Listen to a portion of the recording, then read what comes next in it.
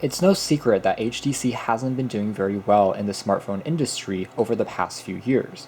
Hey all, here OS Reviews. Today we're taking a throwback review of the original HTC One M7 in 2018. The phone has held up remarkably well as far as design is concerned, and that just tells you how far ahead HTC were when it came to the hardware of their devices, which were made entirely out of aluminum and a unibody finish that is as beautiful as it was back then as it is today. It can still pass for a beautiful mid-end slash flagship level phone in 2018 for the most part.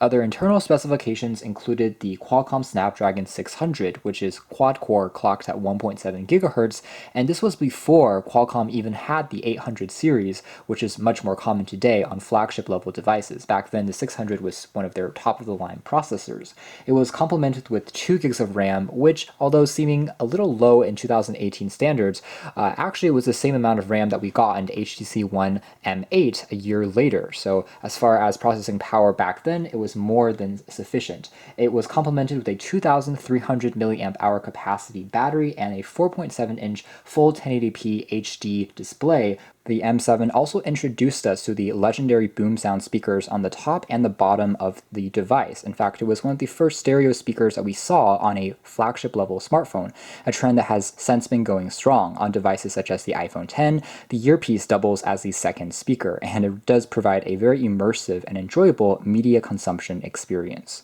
So as a whole, the phone is still very attractive to look at, and some still regard the HTC One M7 as one of the most best looking phones that the Taiwanese manufacturer has released, and whether you agree with it, it certainly is a very premium looking handset.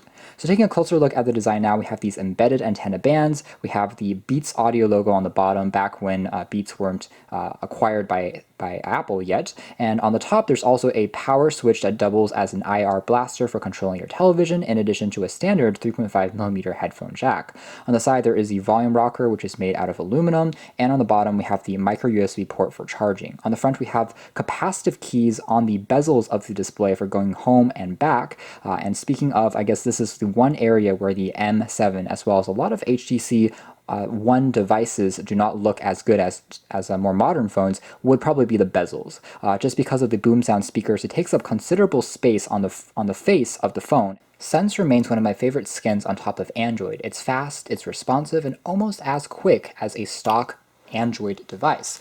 Although it's not going to be everyone's cup of tea, it's a lot less cluttered compared to what LG and Samsung produced, especially back in 2013 and 2014. Overall, it's still a pretty fast and responsive experience as you are sliding and using various gestures to navigate the user interface.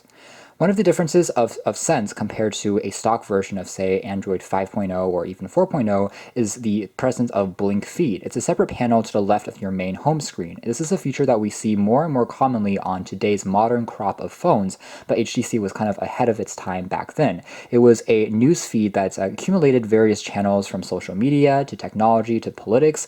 One of the more interesting aspects of the One M7 going back is that there are only 2 capacitive keys, a home and a back key. There isn't a menu key as we typically see on the majority of Android phones. The HTC logo here doesn't do anything. It's not an actual button. So instead, the home key acts as many things depending on how long you hold it. So for instance, I can tap on it once just to go back home, and it will take me there, or I can long hold it for a few seconds to activate Google Assistant and Google Now for the AI-based searching. I can also double tap on it to access the multitasking tray for exiting out of specific apps. So it serves multiple purposes, and it takes a little bit of time to get used to, but overall works quite well. Alright, so the first thing that we're going to do in this video is really check out how well the speakers have held up after all this time.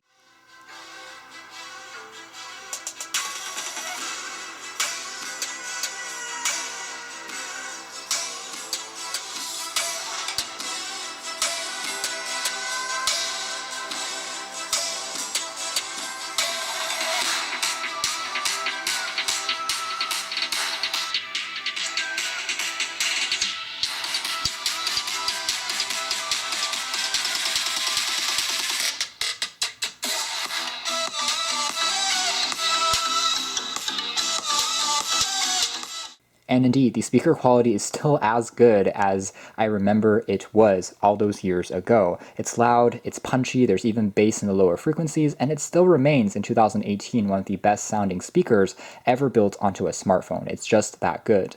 Taking a look at the camera experience next, it's easily the weakest link of the One M7, especially in 2018, the lack of detail in your shots because it's only 4 megapixels. HTC went with the unconventional ultra-pixel technology, and the concept is something that I will applaud. Basically, the premise is you don't need a ton of pixels to capture great shots. They can have, for instance, a larger aperture that lets in more light, so it allows for better low-light photography, for instance, and all sounds quite good on paper, but unfortunately, real performance never quite delivered to the advertisements that HTC were going for. And it was a bit of a shame because prior to the One M7, HTC had a tendency to produce very great cameras on their phones, but it kind of went downhill after the introduction of this device, almost to this day. The problem with this phone in particular, aside from the lack of a lot of details if you zoom in at only 4 megapixels, is there's a tendency for a pinkish hue to appear on the screen. This is actually quite common on almost all One M7s just because of the placement of the camera module on the back of the phone. For whatever reason, it would always accumulate heat and produce this purplish tint that was quite unappealing and definitely distracted from the overall experience. Back when the phone was still in warranty though, HTC did offer warranties and replacements to most individuals that had this problem. Luckily, the camera fares significantly better outdoors when there's plenty of light. The purple tint almost completely disappears, especially you can see in some of these flower shots. The image quality is still quite good. I would say it's good enough to share on social media, things like that, but it's just not, a flagship level camera that you would expect from a phone that back in the day was representative of the best of the best. But overall, I would say that this is a mixed bag. Certainly, if you're getting the phone today for the purposes of a good camera, this would not be it. So then you would probably have to look in the direction of a, let's say, Lumia or a Nokia 808 PureView, which still has an outstanding camera among other features. Talking about web browsing, we're going to open up Chrome, and this is also a good opportunity to take a quick look at the keyboard. This was back when HTC's keyboard had this interesting halo effect. Whenever you tapped on one of the keys, it lit up for a second. It's still very responsive just because the screen supports up to 10 fingers for multi-touch, but it had this very interesting effect that we no longer see in more modern phones produced by this company. And here's the full desktop version of the site loading up slowly but surely. I definitely have to wait a little bit longer before I can even access scrolling, but because of the really sharp display here, you can see that a lot of text still remains visible, believe it or not, even without having to zoom in, just because the screen is so sharp and impressive. The benefits of IPS LCD panels is that the colors are a lot more natural looking than AMOLED, which can sometimes have a whitish or a yellowish or even bluish tint depending on how you look at it. This remains a lot more natural in terms of the viewing experience. Eventually though, the page will completely load. It's not too much of a problem, especially if you have only a handful of other apps open in the background. Now again, 2 gigs of built-in RAM, I would say is still more or less sufficient for 2018 use, especially if you only have a handful of apps, whether it's social media, web browsing tabs, maybe the camera open in the background. Other core elements of the phone, including reception, call quality, are still excellent as expected because they don't really change with time. There are noise-canceling microphones built onto this device, and again, the earpiece remains very loud and clear sounding just because it also serves as the boom sound speaker. So callers had no problems at all hearing us. Some even said that we were calling from a land phone just because the call quality was so outstanding when we tested it with AT&T and T-Mobile here in the Seattle region. The voice recorder also works extremely well just because of those awesome microphones. So if you are recording lecture notes, if you're recording maybe some music, it does very well in that regard as well. Other utility tools, of course, still work without any problems too. So finally, we're just going to take a quick look at some of these games. And again, we see that frame rates for the most part still seem pretty good. This game does have a lot of kind of complex 3D animations running in the background. You can see again some occasional drop frames, so not the most buttery smooth experience anymore, but still quite enjoyable, especially with the high-res display. One area that the phone doesn't hold up quite as well, however, is in the battery life department. The Snapdragon 600, especially back in 2013, was still not a super energy efficient chipset. It can't really hold a candle to the Snapdragon 625 running on a lot of the later and newer, let's say, Xiaomi phones today. And as a result, especially with a 2300 milliamp hour pack and a 1080p panel, the phone does need to be charged for the most part daily.